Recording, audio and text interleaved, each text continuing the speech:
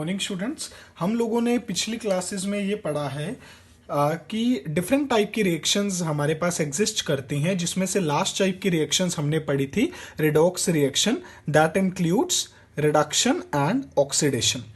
आज के इस लेक्चर में हम लोग समझेंगे कि ये ऑक्सीडेशन एंड रिडक्शन रिएक्शन क्या सिर्फ केमिस्ट्री लेबोरेटरीज तक ही लिमिटाइज हैं या फिर ये हमारी डे टू डे लाइफ में भी एग्जिस्ट करती हैं। देखिए, जितने भी टाइप की रिएक्शंस हमने पढ़ी हैं वो सारी की सारी हमारी डे टू डे लाइफ में एग्जिस्ट करती हैं। तो आपके पास एक टॉपिक है redox reaction in day to day life, जिसमें हमने समझना है रेंसिडिटी एंड कोरोजन के बारे में।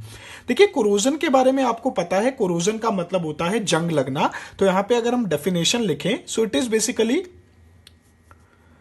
Degradation of upper surface of metal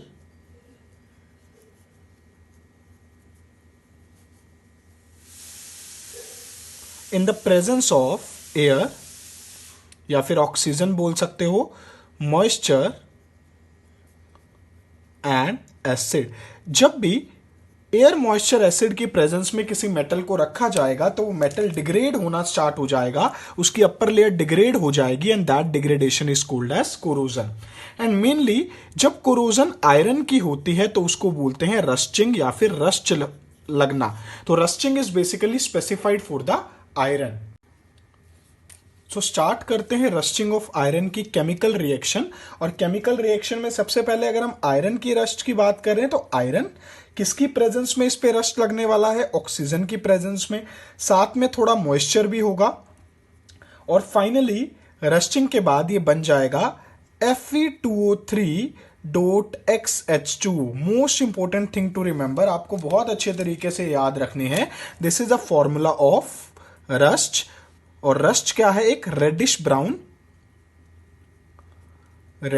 brown compound है। देखिए, अगर इसको बैलेंस करके हम लिखें तो कई बुक्स में बैलेंस करके लिखा होता है, मेनली वैसे सभी बुक्स में बैलेंस किया हुआ है और इस तरीके से इसको लिखा जाता है। यहां पे 2x का मतलब क्या है? Where x signify number of water molecule. कितने भी वाटर मॉलिक्यूल्स हो सकते हैं, वो डिपेंड करता है कि कितना मॉइस्चर कंटेंट है, उस बेसिस पे ये x हम बढ़ाया घटा सकते हैं। तो Fe इज आयरन और ऑक्सीजन की प्रेजेंस में रस्टिंग हुई और रस्टिंग होने के बाद ये आयरन क्या बन चुका है? आयरन के ऊपर एक लेयर आ चुकी है, that is a layer of rust. अब एक इंपॉर्टेंट चीज आपको याद रखनी है, रस्ट किसी भी मेटल को क्या कर देता है? वीक कर देता है। उसकी ड्यूराबिलिटी मतलब उसकी काम करने की कैपेसिटी को भी कम कर देता है। अगर कोई ब्रिज है, वो ब्रिज 2 साल चलना है, रस्ट लगने के बाद वो 3-4 महीने में टूट जाएगा। तो रस्टिंग या फिर कोरोजन किसी भी मेटल। देखिए, अब जो कोरोजन का प्रोसेस है, कोरोजन का प्रोसेस होता किसके कारण है हमें समझना है। The corrosion process basically occur due to oxygen and water. तो अगर हम लोगों ने किसी भी मेटल को कोरोजन या रस्ट से बचाना है तो हमें इसका जो पैसेज है, कांटेक्ट है, वो कम करना पड़ेगा। यानी कि हमें प्रिवेंटिव मेजर्स, अगर हमें किसी मेटल को कोरोजन या रस्ट से बचाना है तो हम या तो पेंटिंग कर सकते हैं। अगर हम किसी भी मेटल के ऊपर पेंट अप्लाई कर देते हैं तो पेंट अप्लाई करने से ऑक्सीजन एंड मॉइस्चर का कांटेक्ट उस मेटल के साथ नहीं होता, जिसके कारण वहां पे रस्टिंग नहीं होती। नेक्स्ट, पेंटिंग के बाद आ जाता है हमारे पास ऑयलिंग या ग्रीजिंग। हम ऑयल लगा सकते हैं, ग्रीस लगा सकते हैं। किसी भी मेटल पे आपने देखा भी होगा ऑयल या ग्रीस लगाई जाती है मेटेलिक पार्ट्स पे मशीन्स के, ताकि कोरोजन क्या हो सके? प्रिवेंट हो सके। नेक्स्ट एक इंपॉर्टेंट टेक्निक की जाती है, that is called as galvanization. Galvanization is a technique जिसमें हम जिंक की कोटिंग कर देते हैं आयरन ऑब्जेक्ट्स के ऊपर। इसका डिटेल कॉन्सेप्ट हम 3rd चैप्टर में पढ़ेंगे, मेटल एंड नॉन मेटल में। बेसिकली ये होता है, जिंक जो है वो आयरन को बचा के रखता है, मतलब खुद कोरोड हो जाएगा पर आयरन को रस्ट या कोरोजन आयरन पे नहीं लगने देगा। ऐसी एक और टेक्निक होती है एनोडाइजिंग। तो ये सारी टेक्निक्स आप 3rd चैप्टर में डिटेल में पढ़ोगे केमिस्ट्री के, but these are the techniques that are used to reduce the process of rusting of iron और यू कैन से कोरोजन। तो कोरोजन में आपको रिएक्शन और इसको कैसे प्रिवेंट किया जाए। नेक्स्ट हमारे पास आ जाता है सेकेंड जो प्रोसेस है, दैट इज रेंसिडिटी। तो रेंसिडिटी की अगर मैं डेफिनेशन समझूं तो rancidity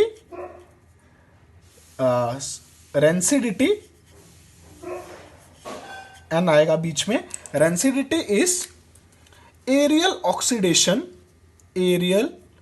oxidation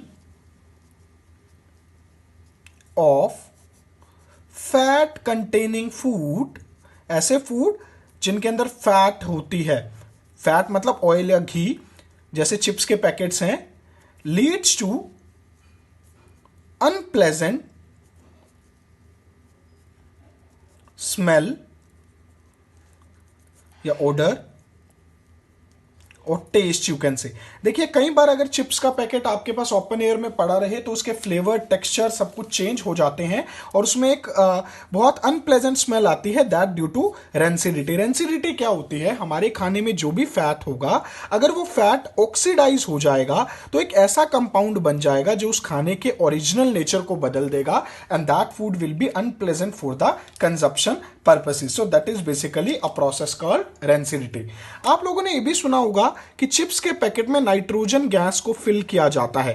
nitrogen gas is filled in the chips packet. तो आपसे पूछा जा सकता है क्यों नाइट्रोजन गैस को क्यों फिल किया जाता है चिप्स के पैकेट में। रीजन बीइंग नाइट्रोजन जो है वो रेंसिडिटी से प्रिवेंट करती है ताकि वो ज्यादा लंबे टाइम तक चल सके। तो जो एयर प्रेजेंट होती है चिप्स पैकेट में दैट इज नाइट्रोजन गैस। अब रेंसिडिटी जो एक प्रोसेस है, इससे बचने के क्या क्या वेज हैं, मतलब how to prevent rancidity, food की रेंसिडिटी हम कैसे प्रिवेंट कर सकते हैं। सबसे पहला बाय यूजिंग एंटीऑक्सीडेंट्स। आप लोग जैम्स की, पिकल्स की बॉटल्स में के पीछे पढ़ना कभी लिखा होता है it contains antioxidant like BHA, BHT। बहुत इंपॉर्टेंट टर्म्स हैं, these are the most important terms that can be asked। BHA और BHT एंटीऑक्सीडेंट्स है। देखिए एंटीऑक्सीडेंट्स नाम से पता चल रहा है कि ऑक्सीडेशन को कम करेंगे या खत्म करेंगे। एंटीऑक्सीडेंट्स ब्यूटाइलेटेड हाइड्रोक्सी एनिसोल या फिर BHT हो जाएगा butylated hydroxy toluene. So these are the antioxidants that can be used to treat rancidity. इसके अलावा रेफ्रिजरेशन से, अगर आप फूड को रेफ्रिजरेट कर दो, फ्रिज में रख दो, तब भी रेंसिडिटी कम होती है, क्योंकि खराब होने के लिए फूड को ऑक्सीडाइज होने के लिए प्रॉपर टेम्परेचर चाहिए और रेफ्रिजरेटर के अंदर टेम्परेचर कम होगा तो रेंसिडिटी कम होगी। इसके अलावा सनलाइट से अगर हम बचा ले, कई बोटल्स पे लिखा होता है कि kept in cool and dry places, तो सनलाइट भी क्या है, रेंसिडिटी को प्रोमोट करती है। तो हमें सनलाइट के अंदर भी फूड को नहीं रखना चाहिए, रेंसिडिटी इससे बढ़ सकती है। और बहुत सारे केमिकल्स यूज कर सकते हैं, जैसे नाइट्रोजन गैस चिप्स पैकेट्स में भरी जाती है।